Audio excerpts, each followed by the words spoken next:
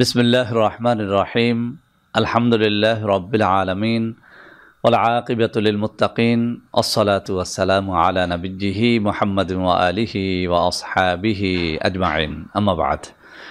সম্মানিত দিনদার ভাই বোনেরা, আজ আমি আপনাদের জন্য অত্যন্ত চমৎকার একটা ভিডিও নিয়ে হাজির হয়েছি।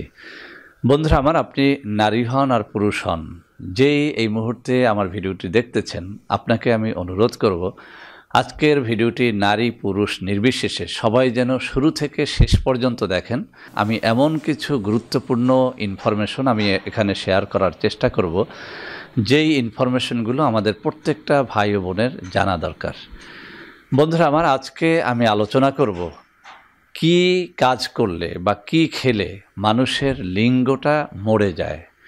বন্ধুরা আমার, আমি অসংখ্য ভিডিওর মধ্যে পুরুষের যৌনরোগ থেকে মুক্তি, নারীদের যৌনরোগ থেকে মুক্তি নিয়ে কথা বলেছি। যদিও আমার বোনেরা আমার উপর অনেকেই ক্ষিপ্ত যে আমি আসলে পুরুষদের যৌনরোগ নিয়ে যত কথা বলেছি, নারীদের যৌনরোগ নিয়ে তেমন আলোচনা করিনি। তবে একথাও সত্য যে আমাদের মা বোনদের তুলনায় কিন্তু আমাদের পুরুষ বন্ধুদের যৌনরোগটা অনেক বেশি।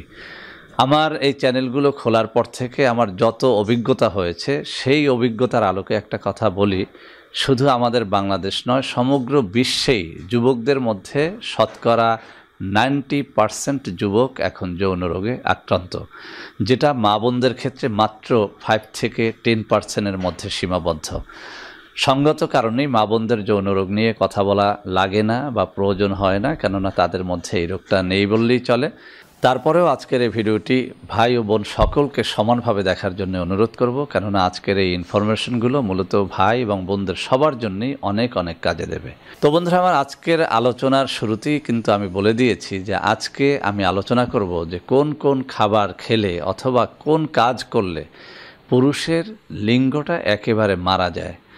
বাংলাদেশের বিভিন্ন প্রান্তে যখন আমি সফর করি, যত রোগীরা আমার সাথে এসে দেখা করেন, আমি তাদের সবাইকেই একটা প্রশ্ন কিন্তু করে থাকি, সেটি হচ্ছে যে আপনি মাস্টারবেশন করেছেন কিনা বা করেন কিনা বা এখনও মাস্টারবেশনে রত আছেন কিনা। তো বন্ধুরা আমার, এই প্রশ্নের জবাবে আল্লাহ সাক্ষী 99%-এরও বেশি হবে পুরুষ বন্ধুদের মধ্যে যারা একটা কথা স্বীকার করে থাকেন, অকপটেই স্বীকার করে থাকেন। তারা বলে থাকেন যে মাস্টারবেশনটা তারা করেছেন। তো যখন কাউকে আরেকটু এগিয়ে প্রশ্ন করি যে মাস্টারবেশনের এই অভ্যাসটা কি এখনও আছে বা এটা ছাত্র জীবনে বা যুবক বয়সে খুব বেশি ছিল কিনা, সেখানেও কম করে হলেও 85% থেকে একটা উত্তর পাই যে হ্যাঁ, অনেক বেশি মাস্টারবেশন করেছেন। তবে আলহামদুলিল্লাহ, এই প্রশ্নটি অনেক ক্ষেত্রে আমাদের মা বোনদের করা হলে তাদের মধ্য থেকে কিন্তু এই প্রশ্নের হাবোদক উত্তর, অর্থাৎ মাস্টারবেশন করেছেন, এরকম মা বোন খুঁজে পাওয়া যায়ই না। তারপরেও 2-একটা রিপোর্ট আমার কাছে আছে যারা স্বীকার করেছেন যে তারা মাস্টারবেশন করেছেন এবং যে কারণে এখন তারা স্বামীর সাথে মিলনে কোনো তৃপ্তি পান না। বন্ধুরা আমার, একটা ভিডিও আপনাদের স্মরণ করিয়ে দেই।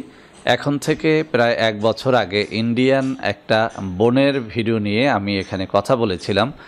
যদিও সেই ইন্ডিয়ান বোনের রিকোয়েস্টে সেই ভিডিওটি আমি ইউটিউব থেকে সরিয়ে দিয়েছি। সেখানে আমি একটা আলোচনা করেছিলাম সেই ইন্ডিয়ান বোনের আমার সাথে যে কথোপকথন হয়েছিল হোয়াটসঅ্যাপে, সেই ভিডিও এবং অডিও রেকর্ডিংটা আপনাদের শুনিয়েছিলাম।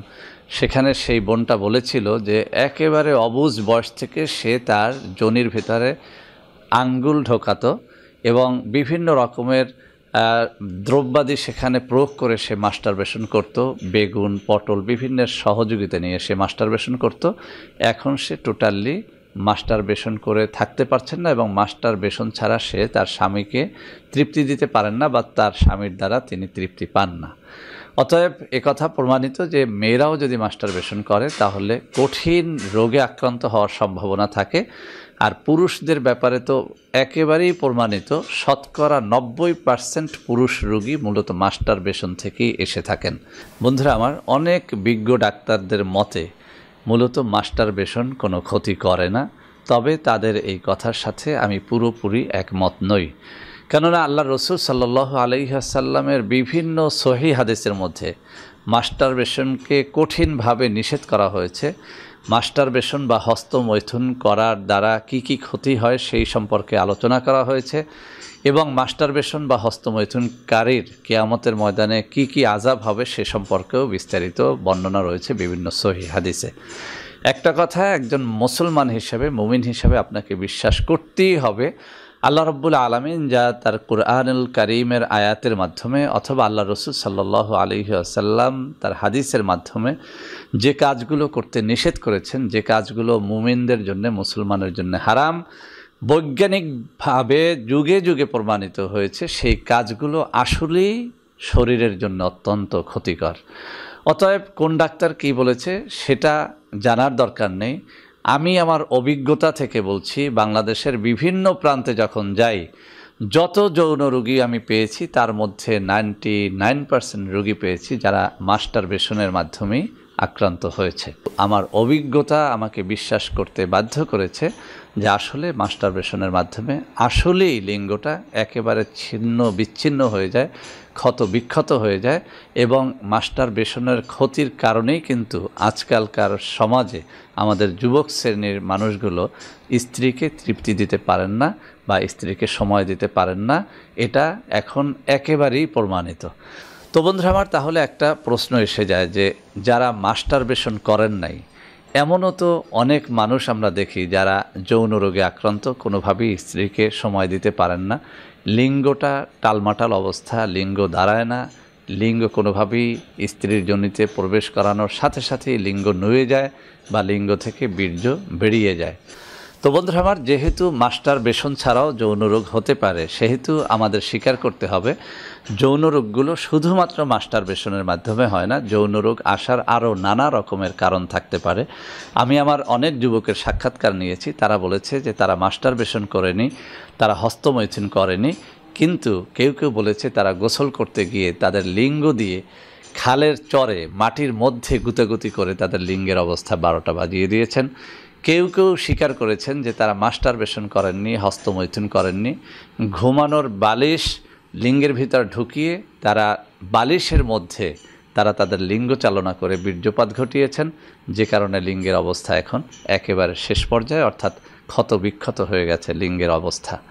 তো বন্ধুরা আমার, আমি সেজন্য একটা কথা বলতে চাই, শুধু যে আপনি হাত দিয়ে মাস্টারবেশন করলে বা হস্তমৈথুন করলে সেটাই মাস্টারবেশন হয় সেটা কিন্তু না। আপনি খালের চরে মাটির মধ্যে লিঙ্গ ঢুকিয়ে লিঙ্গ চালনা করেছেন, মজা নিয়েছেন, ঘরের বালিশের মধ্যে লিঙ্গ ঢুকিয়ে আপনি লিঙ্গ চালনা করে মজা নিয়েছেন, অথবা অনেক যুবক বন্ধুরা বলেছেন যে 2 রানের চিপার মধ্যে লিঙ্গ ঢুকিয়ে মুখের লালা দিয়ে সেখানে পিচ্ছিল ভাব তৈরি করে মজা নিয়েছেন। আপনি যেভাবেই করেন না কেন, আপনি যদি লিঙ্গের উপর অত্যাচার করে থাকেন তাহলে আপনার লিঙ্গটা মরে যাবে, এতে কোনো সন্দেহ নাই। অর্থাৎ লিঙ্গের অবস্থা এতটাই করুণ হবে, আপনি বিয়ের পর সেটা বুঝতে পারবেন, যেটা আমি অসংখ্য অগণিত যুবকদের কাছ থেকে এখন শুনি যে বিয়ে করেছেন কিন্তু এখন স্ত্রীকে টাইম দিতে পারেন না, বীর্যপাত খুব দ্রুত হয়ে যায়।